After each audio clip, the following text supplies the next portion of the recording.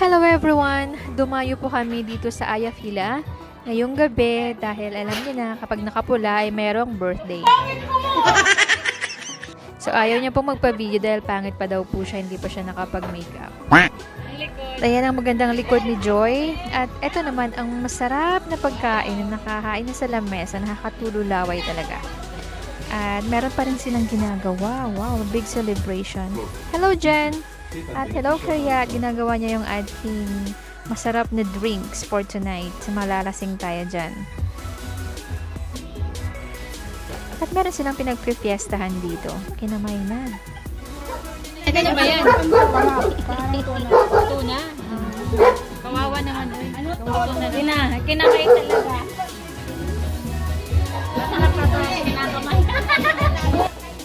Kaya syempre, hindi masaya ang birthday kapag walang taga-kain. Kaya wag nating palampasin yan kasi minsan lang yan sa buhay natin na maimbitahan tayo sa gantong okasyon. Thank you so much Maricel. Happy birthday!